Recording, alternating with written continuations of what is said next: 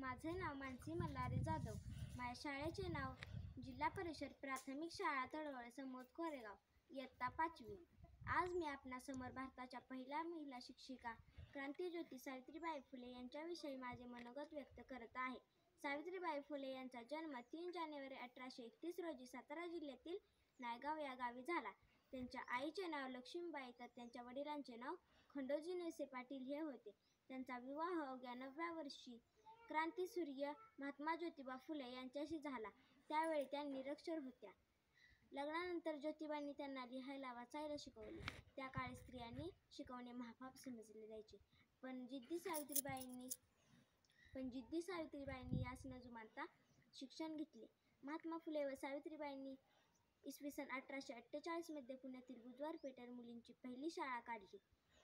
त्यांच्या या क्रांतिकारी विचारांना अनेकांनी विरोध केला, पण सावित्रीबाई मुळीच डगमगल्या नाहीत. मुलींना शाळेत शिकवायला जात असताना लोकांनी त्यांच्यावर दगडफेक केली, शेण मारली, तरीही सावित्रीबाई मागे हटल्या नाहीत. त्यांनी मुलींची क्रांती केली. त्याचबरोबर 2 दुबळ्यांना, शेतमजुरांना, अनाथांना, विधवांना आधार दिला. त्यांनी काव्य, फुले, सुबोधरत्नाकर यासारखी दर्जेदार पुस्तके लिहिली. सावित्रीबाईंनी एका विधवा स्त्रीपोटी जन्म घेतलेल्या यशवंत नावाच्या मुलाला दत्तक घेतले. अखेर 10 मार्च 1897 रोजी प्लेग झाला. पीडित रुग्णांची सेवा करताना त्यांना प्लेग झाला आणि वयाच्या 66व्या वर्षी ही थोर ज्ञानमाऊली काळाच्या पडद्याआड गेली.